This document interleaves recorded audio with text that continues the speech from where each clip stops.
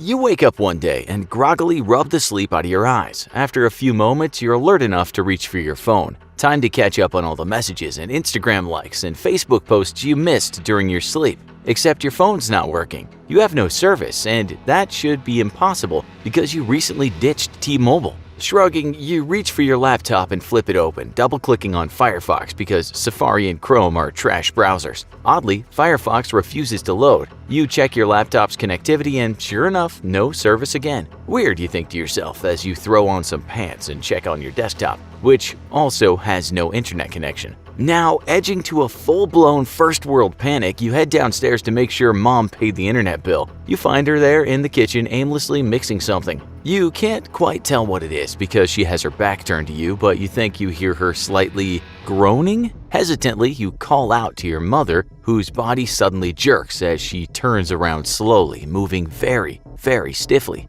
As she turns to face you, you're horrified to see her dead eyes staring at you, and with a growl of brains, she leaps for you. You make a run for it, rushing outside and fleeing for your life, but the neighbors spot you and take off running after you too. In seconds, you're being chased by a mob of zombified relatives and neighbors, and they're almost upon you when you turn the corner and suddenly hear, "Get down!" Instinctively, you duck down, and in front of you, a military patrol in Humvees opens up 50 caliber machine guns, chewing the zombies to pieces. Overhead, you hear the roar of jets as 500-pound bombs are being dropped all over your former suburban neighborhood. Welcome to the zombie apocalypse. The previous scenario has been a staple of science fiction for decades, and stories of zombie apocalypses have thrilled and terrified generations of humanity. Yet for the United States military, the zombie apocalypse is no laughing matter, and they have a plan to stop it dead in its tracks. Pun fully intended. Contingency Plan 8888. The United States military regularly creates think tanks whose jobs are to envision future conflict or disaster scenarios,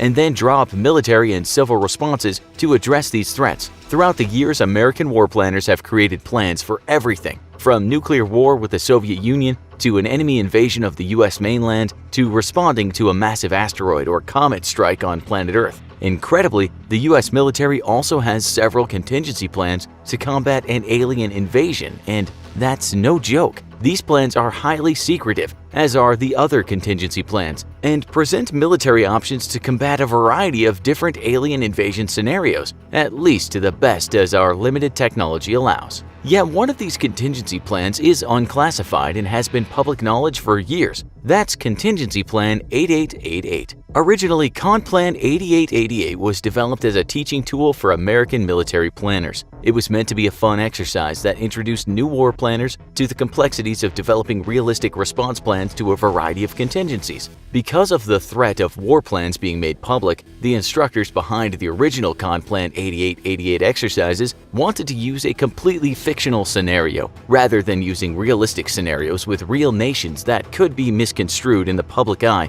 as an actual war plan. Because the US military actually has realistic contingency plans to counter an alien invasion, it was decided that zombies presented the best option for developing a practice war plan to allow students to learn the ins and outs of military planning. However, just because ConPlan 8888 was developed as a teaching exercise and not taken very seriously does not mean that it's a credible and fully functional plan. If zombies ever did kick off an apocalypse, ConPlan 8888 would be there to save the US from extinction. So what does ConPlan 8888 involve? First, the plan addresses the threats from a variety of different types of zombies. First is the PZ, or pathogenic zombies. These are zombies who are created after a host is infected by a virus, bacteria, or other form of contagion. Next are RZs, or radiation zombies. These are zombies created by extreme exposure to electromagnetic and/or particle radiation. EMZs are evil magic zombies, or zombies created by an evil occult force. SZs, or space zombies, are zombie life forms that originate from outer space, or created by the toxic contamination of the Earth's environment by an extraterrestrial source. WZs, or weaponized zombies, are zombies that have been developed in a lab somewhere to be used as a military weapon, perhaps deployed by a foreign adversary. SIZs are symbiont-induced zombies, or zombies who are created by the introduction of a symbiont life form into a healthy host. The symbiont keeps the host alive, but acting as its personal puppet. VZs, or vegetarian zombies, are zombies who do not feed on flesh, human or otherwise, but rather who feed on plant life, such as zombies from the Plants vs. Zombies series of video games. These zombies pose just as great a threat to humanity due to their appetite for vegetation, which can cause massive deforestation and the destruction of food crops. Lastly, the plan addressed the threat posed by CZs, or chicken zombies, which are the only type of zombie that actually exist. These zombies are produced when chickens are improperly euthanized with carbon monoxide and left in a pile of bodies, only for the still living chicken to crawl its way out of the pile and walk around until organ failure kills it. Next, the plan moves on to discuss the effect of environment on both zombies and surviving human population. It notes that pathogenic zombies will be vulnerable to ultraviolet light thanks to the UV light's ability to impair the function of RNA, which comprises most viral life forms. Thanks to this sensitivity, pathogenic zombies are not expected to be active during noon or in bright sunny conditions, and will likely be active at night. Evil magic zombies, space zombies, vegetarian zombies, and weaponized zombies are believed to be immune to any extreme meteorological phenomenon except for fires, floods, tornadoes, or tsunamis. For human survivors, the plan stresses the need for rainwater conservation, seeing as most public services will no longer be working. Also, groundwater or stream and river water is not recommended for drinking, as it will be unknown if it will be a vector for zombie infection. Humans who don't shelter in place in locations that protect from direct effect of air currents also run the risk of zombie infection if pathogen or zombification source is airborne. From here, the plan moves on to 5 phases of a response to a zombie outbreak. Upon news of the dead rising from their graves, or evil wizards creating zombie hordes, the US military will initiate Phase 0 of Con Plan 8888. The phase is also called Shape the Environment and will focus on giving US warfighters as great warning time and strategic advantage against the zombie hordes as possible. Military and civil agencies will monitor disease vectors for possible zombification, identifying any ways that infection can spread and taking precautionary measures. With constant monitoring, the US military will be ready once the outbreak reaches critical levels or is unleashed in full inside North America. All military forces will engage in renewed hazmat training as well as nuclear, biological, and chemical warfare training, already a routine part of US military training. Phase 1, Deterrence, will begin upon receipt of a warn order or a warning order by US Strategic Command. In a normal war plan, this phase of planning involves displays of military power so that foreign adversaries are deterred from hostile action. Because zombies cannot be reasoned with or intimidated, however, other forces which could further spread a zombie plague or aid in a zombie apocalypse, such as terrorist groups, adversary nations, and unethical bioresearch companies, are targeted instead. Phase 1 will see the US military initiate large-scale training meant to show any would-be human collaborators that the US military can still operate within a toxic and contaminated environment,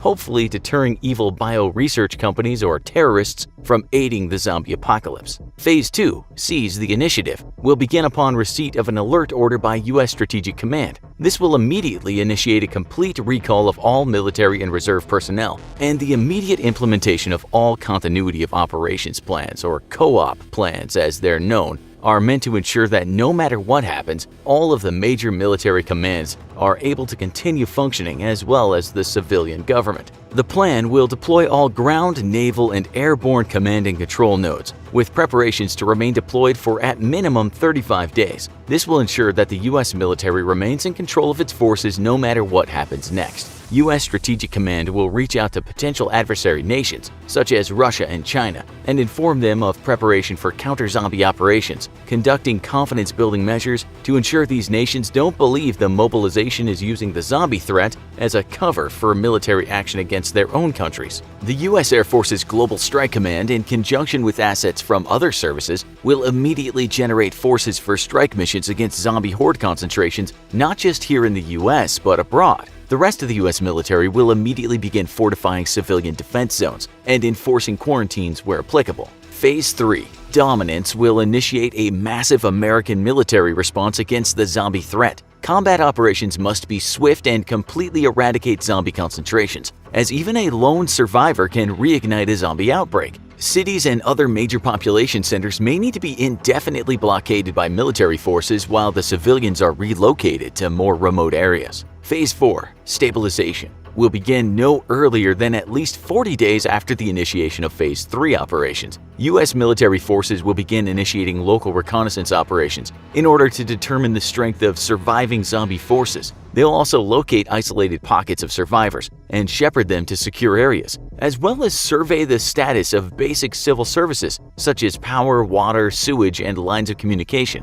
Recon forces will also conduct surveys of the epidemiological security of the local environment, ascertaining if a lingering zombie infection threat is still remaining. Phase 5 normalization will see U.S. military forces aid in the re-establishment of civil authority. Commercial and civilian infrastructure will be repaired as best as possible, and the restoration of functioning civil services will be a top priority. Con-Plan 8888 aims to prepare the U.S. military to stop a zombie apocalypse dead in its tracks, and highlights the specific actions that local forces need to take in order to ensure their survival and the continued ability to fight back against the zombie hordes. The plan does highlight some current strategic limitations, however, such as a lack of dedicated counter-zombie military task force. There's also the difficulty in ensuring a zombie is truly neutralized, though the plan does recommend that military forces burn all the bodies thoroughly. Other strategic limitations include the inability to maintain airborne command posts in the air past a week. This is because while in-flight refueling could keep airborne command posts operational for a month,